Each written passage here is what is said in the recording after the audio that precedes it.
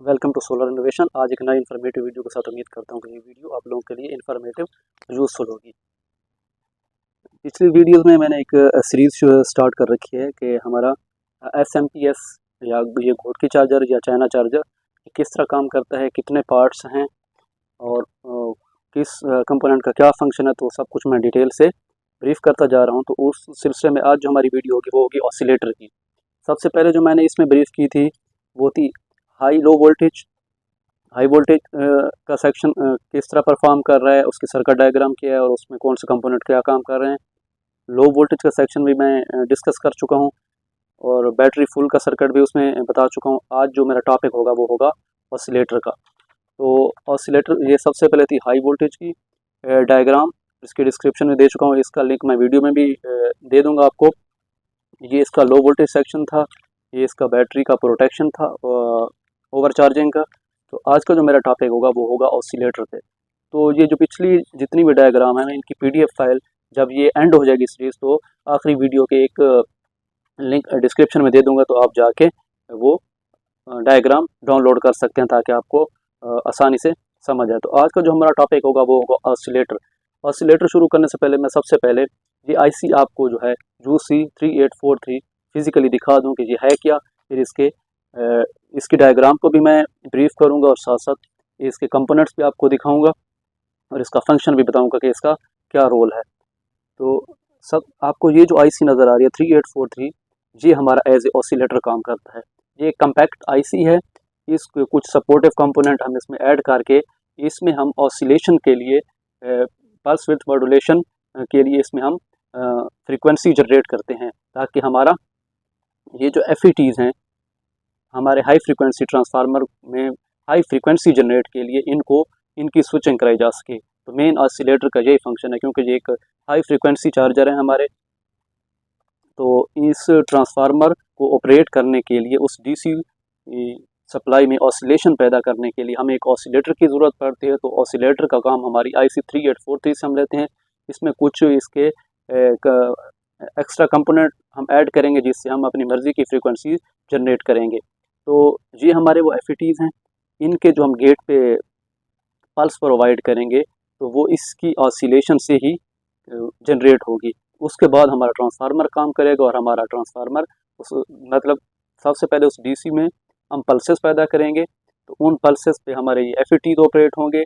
FETs transformer की input में variation पैदा करेंगे जिससे फ्लक्स जनरेट होगा और उसके बाद हमारा ट्रांसफार्मर म्यूचुअल इंडक्शन के प्रिंसिपल के तहत काम करना शुरू करेगा। तो मैं अभी पहले इसकी सर्किट डायग्राम को डिस्कस करूंगा और पिछले वीडियो में मैं जो बताया था कि किस तरह वो जो कनेक्शन है किस तरह जाके हमारे ऑसिलेटर के साथ कनेक्ट अप होते हैं, तो वो भी मैं आपको पहले दिखा देता हूँ। सबसे पहले इसका आएगा हाई वोल्टेज सेक्शन। ये हाई वोल्टेज सेक्शन है, ये वो हमारा FET है जो हमारे ट्रांसफार्मर की इनपुट में ऑसिलेशन पैदा करेगा। तो इसके गेट को जो चीज़ ऑपरेट कराएगी या इसको एक्टिव रीजन में लेके जाएगी वो ये है PWM जो सिग्नल आएगा। वो PWM सिग्नल कहाँ से आएगा, तो आज हमारा जो टॉपिक है वो उसी की तरफ है। ऑसिलेटर कौन कौन सी आउटपुट देते हैं और उसको कौन कौन सी चीज़ें यहाँ से इनपुट दी जाती हैं, मतलब सेंसिंग कराई जाती है। एक तो इस वहाँ से जो आउटपुट आएगी हमारे इस गेट को ट्रिगर करेगी, जी होगी पल्स विद मॉड्यूलेशन के लिए, ठीक है। एक हो गई जो उसकी पिन नंबर 6 से हमें मिलेगी, वो मैं भी आपको डायग्राम बता देता हूँ। और दूसरा आप देख सकते हैं कि हैं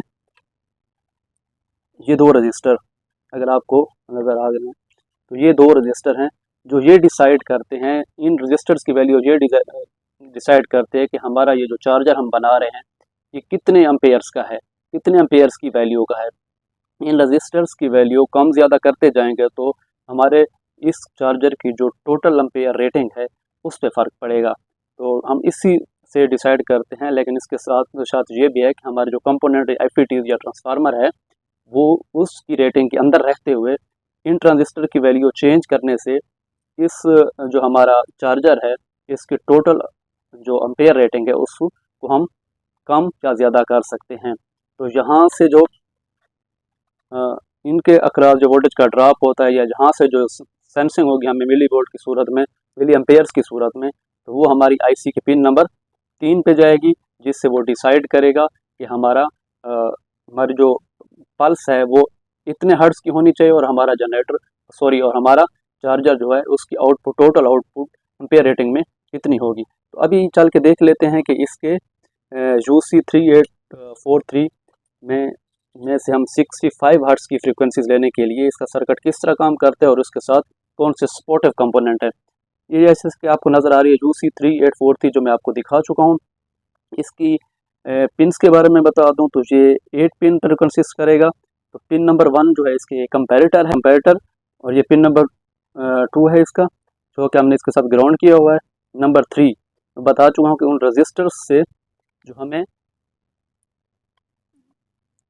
जो डिसाइड करते हैं हमारे रजिस्टर्स की हमारे चार्जर की टोटल करंट कितनी होनी चाहिए, कितनी वैल्यू उसका है। तो इन रजिस्टर से हमारी इस पिन नंबर 3 पे आएगी। पिन नंबर 4 जो कि अहम है, जो RTCT है, जो ये डिसाइड करता है कि ऑसिलेशन कितनी फ्रीक्वेंसी की हो, कितने किलो हर्ट्ज़ की हो। तो जहाँ हमारे जो फ्रीक्वेंसी जनरेट होगी वो 60 से 65 किलो हर्ट्ज़ जनरेट होगी। नंबर 5 इसका ग्राउंड है। नंबर 6 आउटपुट है जो हमारे मेन FATs को जाएगी। ये आउटपुट है जो 65 किलो हर्ट्ज़ की सूरत में हमारे FATs को जाएगी, जिनका मैंने नंबर भी यहाँ मेंशन किया हुआ है। तो जो जिनमें ऑसिलेशन पैदा होगी जिससे हमारा ट्रांसफार्मर अपने एक्शन में आएगा। VCC इसके ऑपरेटिंग वोल्टेज जहाँ हमने दिए जाते हैं, और इसके 8 नंबर पे हमारा है इसका रेफरेंस जो हम सेट करते हैं।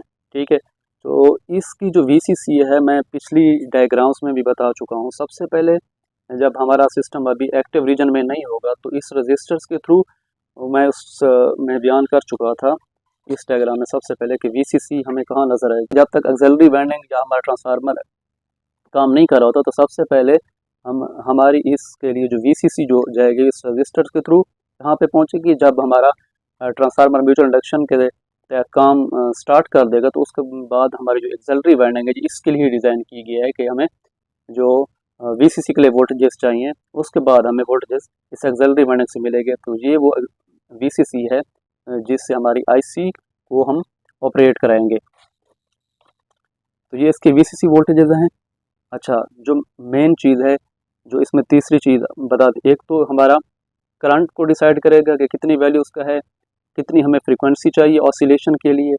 और नंबर 3 आपकी जो पिन नंबर 1 है, ये वैसे तो कैपेसिटर के 220 नैनोफैराड के कैपेसिटर के साथ अक्रॉस से ये ग्राउंड किया गया है। अब ऑप्टो कपलर PC187 इसका फंक्शन क्या होगा। पिछली बार जो वीडियो में मैंने बैटरी की प्रोटेक्शन बताई थी ओवर करंट या ओवर चार्जिंग से, जब हमारी बैटरी हमारे दिए गए वोल्टेजेस पे चार्ज हो जाती है तो ये ऑप्टो कपलर ऑपरेट होता है। ऑप्टो कपलर किस तरह ऑपरेट होता है तो इसकी वो भी मैं वीडियो में इसमें लिंक उनका दे दूंगा, बैटरी प्रोटेक्शन वाला, तो उसमें इसका पूरा मैंने डिटेल से बताया है। ऑप्टो कपलर ऑपरेट होगा तो इससे क्या होगा, तो ये 1 नंबर पिन को डायरेक्टली ग्राउंड कर देगा। मतलब इसके ऑपरेट होने से क्या होगा, ये शॉर्ट हो जाएगा तो हमारा जो IC है ये शट डाउन हो जाता है और इस तरह हमारी बैटरी की प्रोटेक्शन होती है। तो ये हमारा IC यहाँ 3 काम कर रहा है, पल्सेस जनरेट कर रहा है FATs के लिए, करंट को लिमिट करेगा कितने लिमिट तक का करंट टोटल देना है, और तीसरा जो है बैटरी प्रोटेक्शन की सूरत में जब हमारी बैटरी चार्ज हो जाएगी तो इसको शट डाउन करवाना है, चार्जिंग को शट डाउन करवा देगा। तो ये वैसे इस का मेन फंक्शन है UC3843 का। इस जो घोटकी चार्जर है या चाइना चार्जर है, इसमें दो IC इस्तेमाल किए गए। एक LM58 है जो उसका मैं अगली वीडियो में बता दूंगा। तो एक है ये UC3843, इसकी आप देख सकते हैं वैल्यूज़ मैंने दे दी हैं, डायग्राम मैं PDF बना के इंशाल्लाह वो इनके लास्ट में दे दूंगा। तो ये इसके सपोर्टिव वो कंपोनेंट है जिनकी वैल्यू में मैंने साथ डिस्कस की हुई है। यहाँ से हम RTCT इसका डिसाइड करते हैं जितने किलो हर्ट्ज़ का हमने इसको ऑपरेट कराना हो। यहाँ से वो हमारी सेंस आएगी करंट की, यहाँ से हम VCC देंगे और यहाँ पे ग्राउंड होगा। तो ये मैं आपको पहले ये दिखा चुका हूँ। ये हमारी वो IC है, इसके ऊपर भी नंबर मेंशन है। इसको अगर मैं निकाल के दिखाऊँ आपको करीब से तो ये IC है। तो LM358 जिसको मैं आपको बता रहा था, ये दूसरी IC ये है। इसका फंक्शन इंशाल्लाह अगली वीडियोस में बता दूंगा। तो ये हमारा 8 पिन का IC है, ये इसकी वो सपोर्टेड कंपोनेंट है जो कैपेसिटर मैं आपको दिखा चुका हूँ। अगर आप सर्किट को करीब से देखें तो इन पे भी वैल्यूज इसकी मेंशन है। अगर आपके पास जब सर्किट होगा और ये डायग्राम होगी तो आप इजीली इससे जज कर सकते हैं। इसकी बैक साइड पे देखें तो हमारे ये जो FETs ऑपरेट करने के लिए जा रही है, तो ये हमारे 6 नंबर से ये इसकी आउटपुट जा रही है, पिन नंबर 6 से। और नंबर 3 पे जो इसकी आ रही है तो हमारे इन रजिस्टर्स, आप देख सकते हैं कि इन रजिस्टर से होती हमारी इन तक आ रही है, जो हमें सेंस करती है, करंट को सेंस करती है। ये तो थी हमारी आज की वीडियो। उम्मीद करता हूँ कि आप लोगों को समझ आई होगी। इंशाल्लाह नेक्स्ट वीडियो में हम देखेंगे कि हम इसके करंट, मतलब जिस रेशियो से करंट मतलब हम बैटरी को प्रोवाइड कर रहे होते हैं और बैटरी चार्ज होने के करीब पहुंच जाती है तो किस तरह हमारा करंट कम हो जाता है। तो वो LM358 का पूरा फंक्शन मैं उसमें बताऊंगा। इसके फैन, कूलिंग फैन किस तरह स्टार्ट स्टॉप होते हैं, और इसकी LEDs, चार्जिंग की LED और चार्जिंग फुल की LED, वो किस तरह ऑन ऑफ होती है, तो इंशाल्लाह वो नेक्स्ट वीडियो में डिस्कस करेंगे। तो ये थी हमारी आज की वीडियो। देखते रहिए हमारा यूट्यूब चैनल। अल्लाह हाफिज़।